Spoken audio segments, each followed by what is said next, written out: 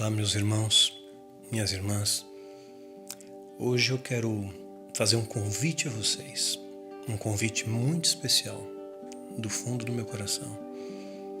Um convite a uma jornada de conhecimento, de sabedoria, uma jornada pelas veredas da justiça do Senhor.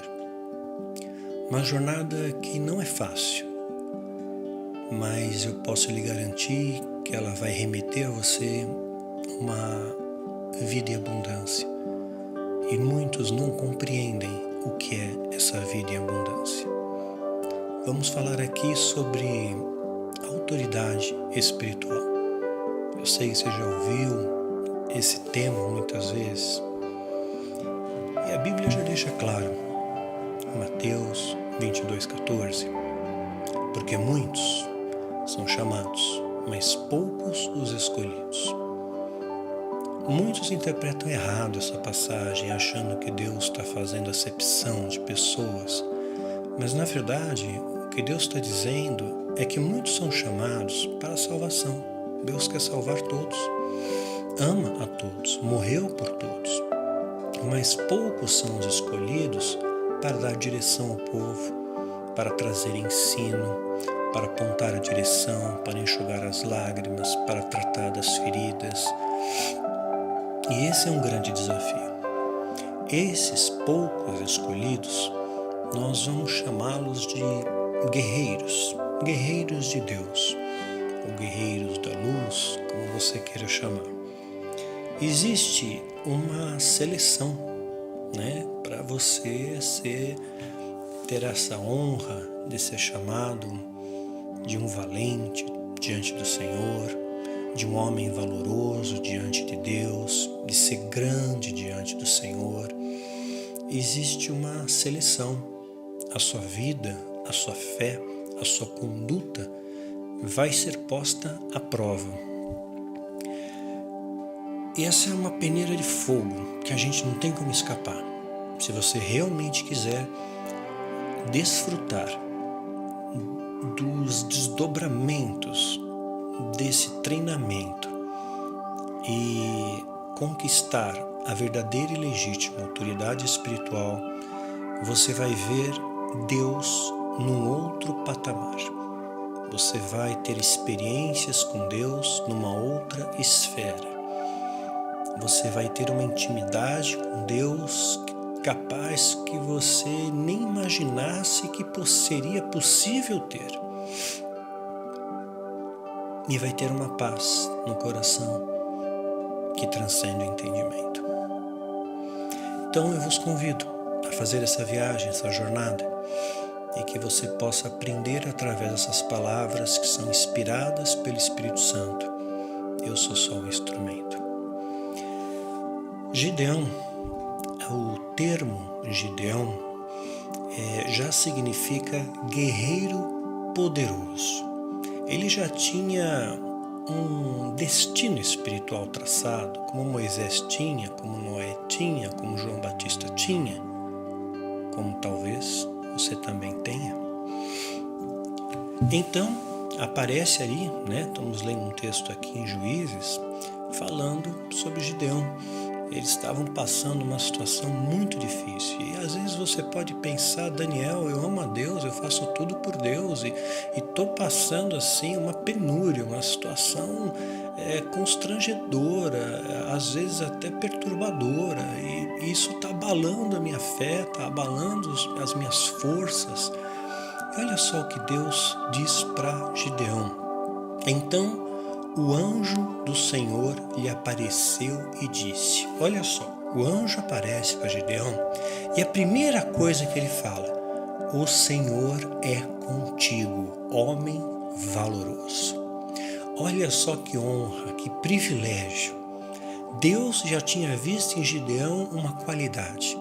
Nós vamos descobrir essa qualidade e o porquê que o anjo se apresentou para ele, já chamando logo de cara, o Senhor é contigo, homem valoroso. Só que Gideão passava por uma situação muito difícil. E ele então responde ao anjo. Mas Gideão lhe respondeu, ai, Senhor meu, Se o Senhor é conosco, por que tudo isto nos sobreveio? E às vezes a gente não pensa assim. Se Deus é comigo, puxa, por que eu estou passando por isso? Por que eu estou passando por uma doença? Por que eu passei por uma perda? Por que eu estou doente? Por que eu perdi emprego? Por que eu fui assaltado? Nós questionamos a Deus quantas vezes, né? E Gideão, na sua sinceridade e humanidade, que ele é feito de carne e osso como nós, questionou o anjo, né? Que é feito de todas as suas maravilhas que nossos pais nos contaram, dizendo: então nos fez o Senhor, né, subir do Egito, porém agora o Senhor nos desamparou e nos deu nas mãos dos midianitas, que eram inimigos. Juízes 6, de 12 a 13. Gideão foi muito sincero. Então, se Deus era com ele, e ele era um homem valoroso, por que então ele passava por aquela dificuldade? Para você ter autoridade espiritual, você precisa de um treinamento.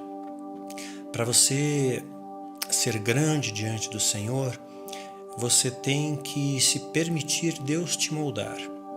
Se entrega nas mãos do escultor que é Deus. Imagina uma pedra sem forma, o escultor vai, tira todo excesso, tira orgulho, tira soberba, tira inveja, tira falta de fé, tira falta de amor, tira tudo aquilo que não pertence a Deus. E aí, depois, a obra ela é pronta, ela está apresentada. Um guerreiro precisa ser treinado. Um guerreiro não se forma da noite para o dia.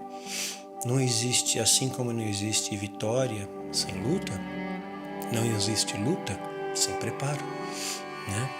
Então, Deus estava preparando o Gideão para algo. Estava permitindo que eles passassem por aquela situação para talhá-los, para fazer com que eles percebessem a grandeza de Deus. Como Paulo passou tantas coisas também. Então o Senhor olhou para ele e disse: aqui eu acredito que olhou bem nos olhos.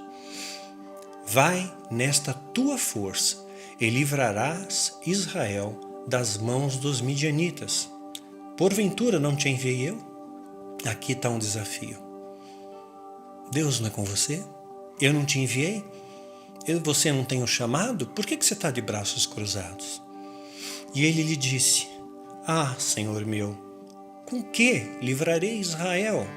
Eis que a minha família, olha o que ele coloca, eis que a minha família é a mais pobre de Manassés, a mais simples, a mais humilde, a mais pobre.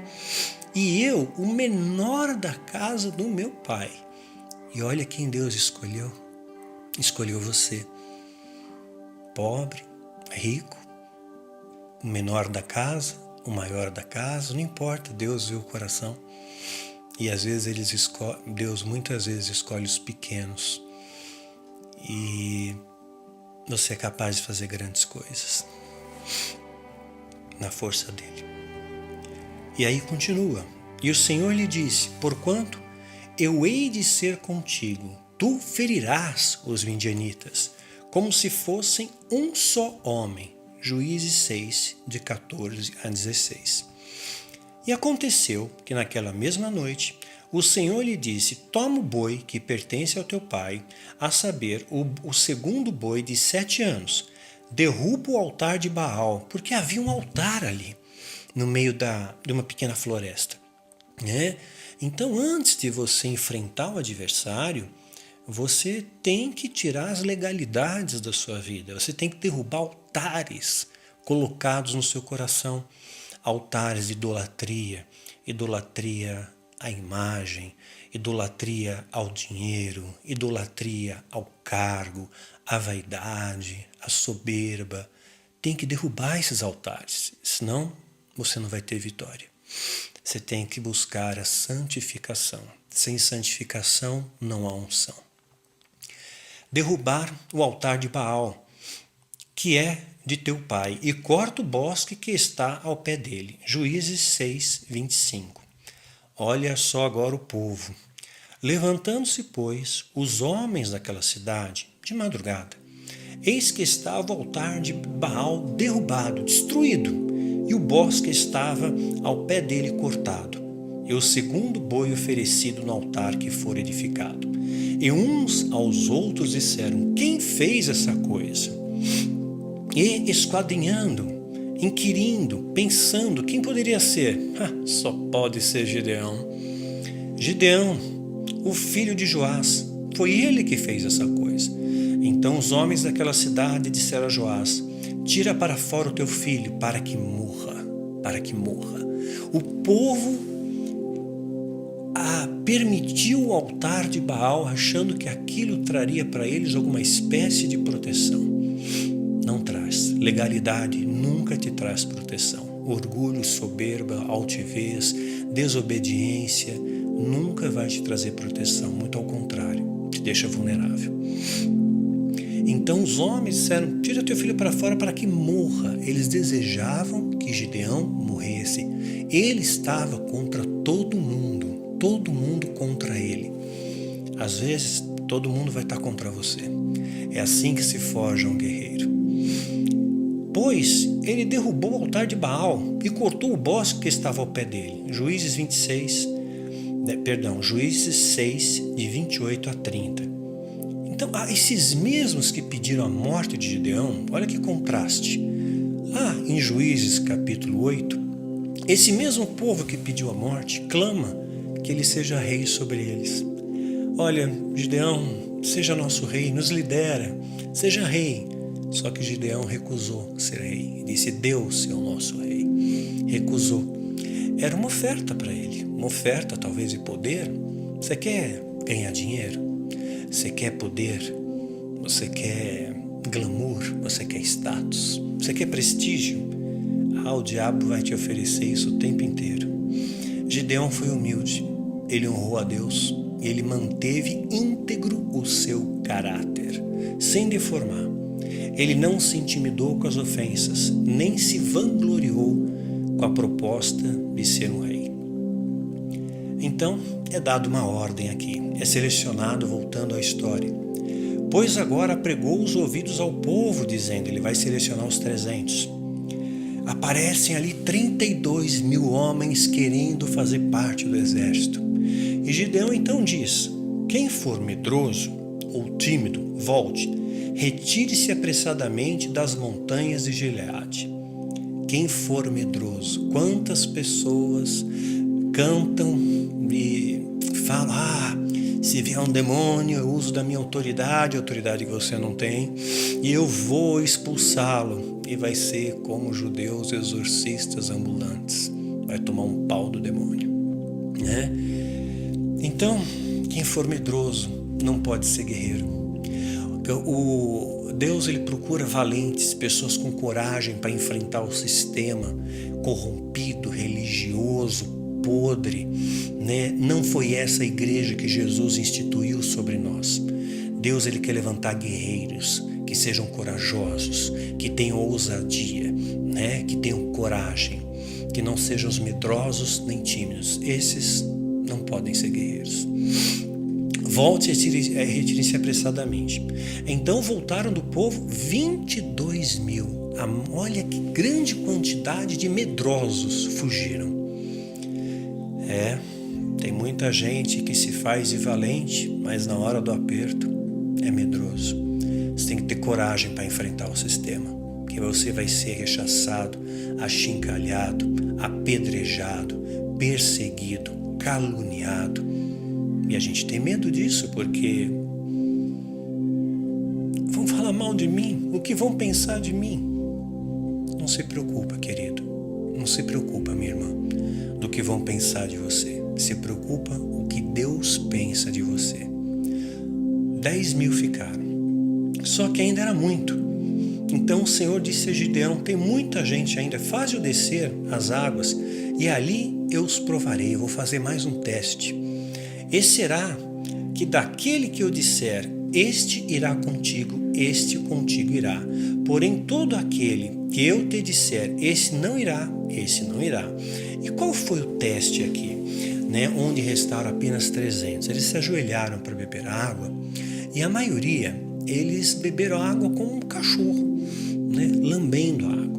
Os prudentes fizeram aquela concha com a mão e levaram a água até a boca, com prudência, olhando para os lados, né? Esses foram os escolhidos, os prudentes. Porque não adianta só ser valente, tem que ser prudente. Porque um valente sem prudência, ele vai perder. Ele vai perder. Então, de 32 mil homens, restaram apenas 300. Isso é menos de 1%, gente. Menos de 1% conseguem passar nessas provas. Por isso que muitos são chamados, mas poucos escolhidos. Eu quero que você faça parte desses poucos. No Brasil, nós já ultrapassamos 200 milhões de habitantes. Vamos arredondar 200 milhões, acho que são 210 ou 220. Vamos imaginar que 10% seriam 20 milhões, 1%, 2 milhões. Então, de 200 milhões, no nosso país, Brasil, nós teremos apenas 2 milhões de guerreiros, de valentes, de corajosos. Sabe, meu irmão, minha irmã, você não está sozinho. Elias achou que estava sozinho e Deus disse: tem mais 7 mil. Só que agora Deus te diz: olha, aqui só no Brasil tem mais de 2 milhões. Você não está sozinho. Isso é maravilhoso. Eliseu, por exemplo, ele recebeu a porção dobrada de Elias. Mas antes eu quero ressaltar, Eliseu serviu a Elias por anos. Um verdadeiro guerreiro, além de ter coragem, além de não ter vaidade, de ter humildade, de não ter medo, de ser prudente, ele também precisa servir. Ele tem que aprender a servir. Os que servem, sem arrogância, sem soberba. Jesus lavou os pés dos discípulos. Vamos imitar o Mestre, né? Ele serviu a Elias. Aí ele teve a legitimidade de receber a porção dobrada. E olha o que acontece agora. Eliseu tem a espada. Tem a espada. Então enviou para lá cavalos e carros e um grande exército, os quais chegaram de noite e cercaram a cidade. E o servo do homem de Deus, de Eliseu, né, levantou muito cedo e saiu para ver uma brisa. Né? E eis que um exército tinha cercado a cidade com cavalos e carros. Os carros aqui eram as bigas. Então o seu servo lhe disse: ai, Senhor meu, o que faremos? Ou seja, o servo não via saída. Para ele estava encurralado, mas para o homem de Deus, para o guerreiro, para o escolhido, para aquele que aceitou o chamado e aceitou os desafios e tem coragem e tem ousadia, ele calmamente disse: não temas, porque são mais os que estão conosco do que estão com eles. E orou Eliseu e disse: Senhor, peço-te que abras os olhos para que veja, para que o servo veja, né, que aquele que ele estava servindo era alguém muito especial para Deus. Deus mandou um exército para proteger um só homem, um exército. Um anjo derrotou um exército de Senaqueribe. E Deus mandou um exército para proteger Eliseu. Não foram um nem dois. E o Senhor abriu os olhos do moço e viu, e eis que o monte estava cheio de cavalos e carros de fogo em redor de Eliseu. 2 Reis 2, de 14 a 17. Quantos judeus haviam, talvez, na Palestina na época de Jesus? Poucos, né? Jesus escolhe apenas 12. Um número ínfimo, um número tão pequeno, apenas 12. Mas esses 12 tiveram a ousadia, a coragem, tiveram a intrepidez, tiveram a prudência, a sabedoria, a obediência de ser discípulo, porque ser discípulo não é fácil. Ser discípulo é obedecer sem questionar.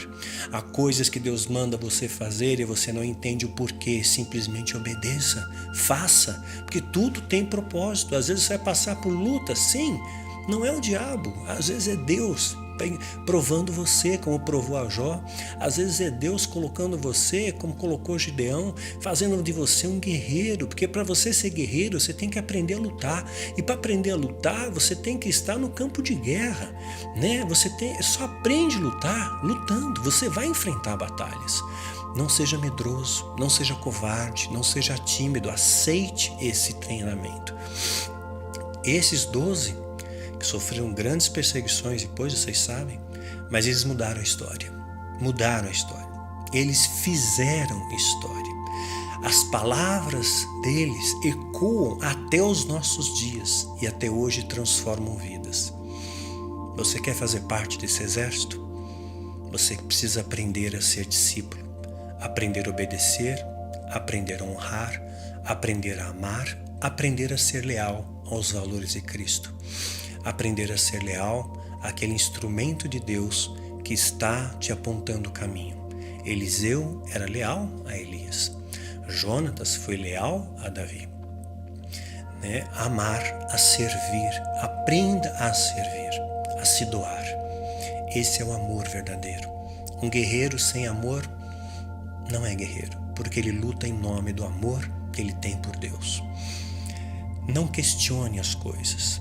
Não questione pelo que você está passando, pautado na sua razão. Na nossa razão, você vai se enfraquecer, você vai ter medo. Você vai se desencorajar, você vai achar que Deus se desamparou. Não se paute pela razão. A fé é você acreditar naquilo que você não vê. Então confie, acredite, tenha fé. Descanse em Deus. Não foi fácil para que eu aprenda essa lição. Para eu aprender essa lição. Demorou. Jesus vai ser preso. Judas o traiu. E olha o que acontece. E logo aproximando-se de Jesus disse: Eu te saldo, Rabi. E beijou. Judas fez isso. Jesus, o que ele responde? Ele podia dizer: Seu traidor, você veio até aqui, né? Jesus, porém, lhe disse: Amigo, a que vieste? Olha o amor de Deus. Ama a quem o trai. Será que aquele que Jesus chamou de amigo, ele condenaria ao inferno? Pensa nisso.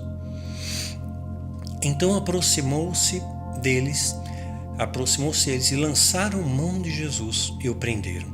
Eis que um dos homens que estavam com Jesus, Pedro no caso, estendeu a mão, puxou a espada e, ferindo o servo do sumo sacerdote, cortou-lhe uma orelha. Então Jesus disse-lhe, repreendeu, exortou: embainha a tua espada, porque todos os que lançam mão da espada, a espada morrerão. Mateus 26, 49 a 52. No entanto, há aqui um paradoxo. Um pouco depois de Jesus, antes de Jesus ser crucificado, logo após a ceia, Jesus reúne os seus discípulos e diz o seguinte: quando vos mandei sem bolsa, alforge ou alparcas, faltou-lhe alguma coisa? Quando você serve a Deus de verdade, o Senhor é teu pastor e nada te faltará, viu? Essa é a realidade. Quando você não serve, vai te faltar para você aprender a ter fé. E eles responderam: nada, não faltou nada. Disse-lhe, pois, mas agora, aquele que tiver bolsa, tome-a, como também o alforge. E o que não tem espada, venda sua capa e compre-a. Lucas 22, 35 a 36. Jesus está se contradizendo? Não. Quando Jesus ele repreende o uso da espada, os seus discípulos não estavam formados, não tinha caído sobre eles o Espírito Santo. Eles eram recrutas, agora eles são soldados. Eles eram aprendizes, agora eles são professores. Tudo vai chegar ao seu tempo. Aprenda a esperar com paciência no Senhor. Você vai ter essa espada, se você aceitar esse desafio. Ao ter essa espada, você irá provar coisas que você jamais imaginaria serem possíveis. Você terá uma legítima e verdadeira autoridade espiritual inquestionável. Simplesmente a tua presença vai afugentar os demônios, porque você tem luz e a luz prevalece sobre as trevas.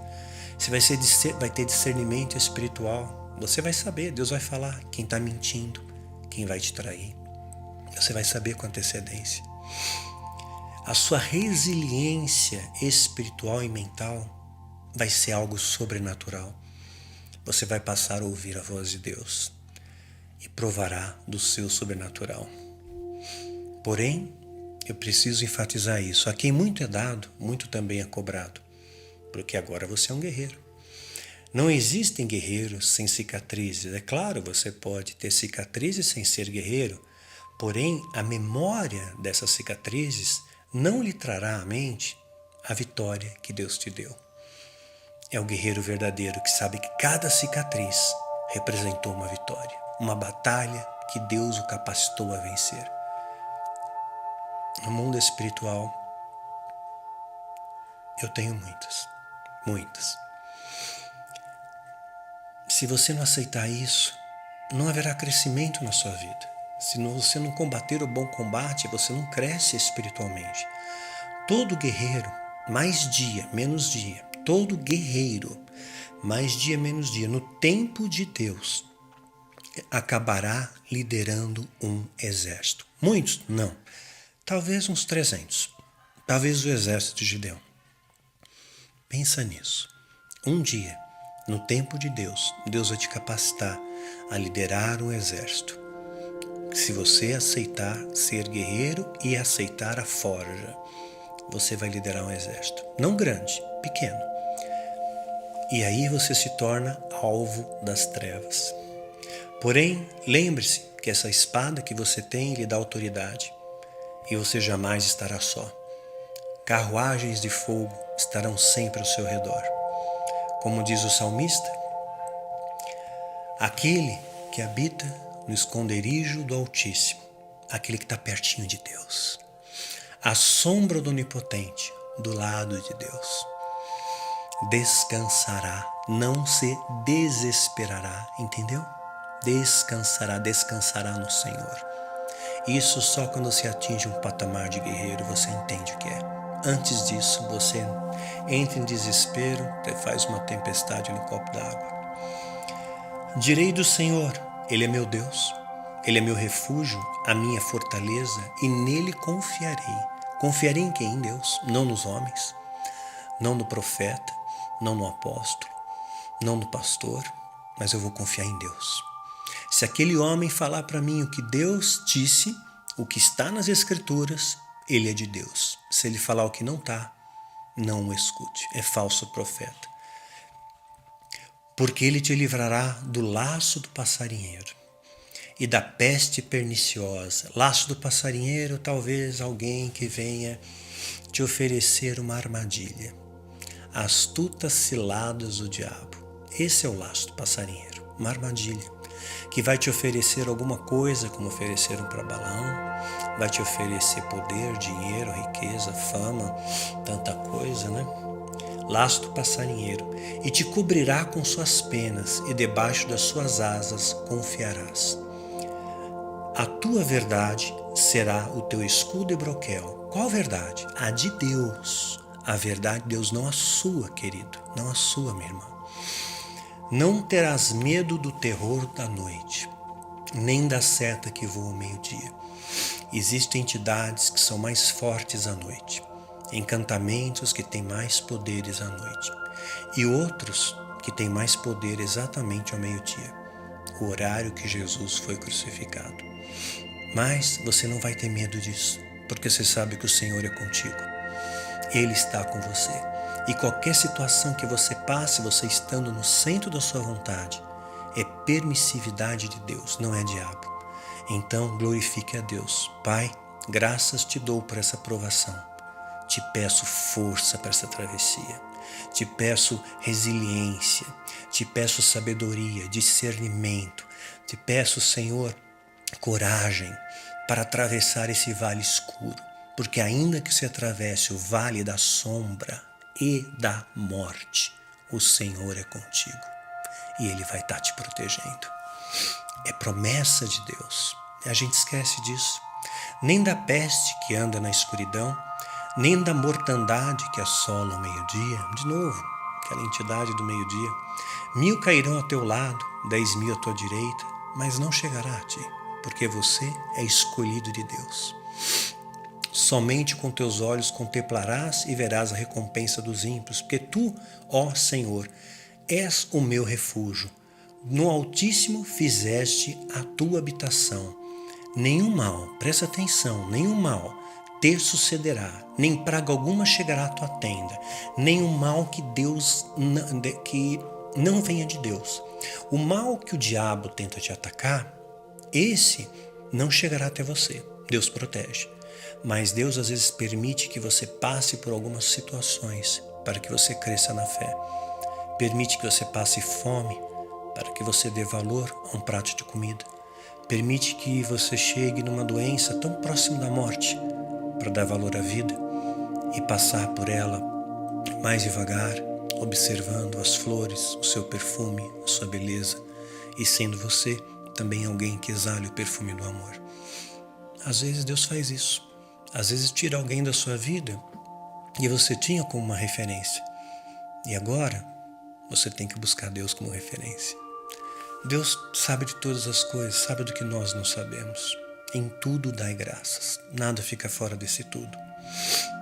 Nenhum mal te sucederá, porque os teus anjos dará ordem ao teu respeito, como fizeram com Eliseu, para te guardarem em todos os seus caminhos, todos, desde que esse seja o caminho de Deus.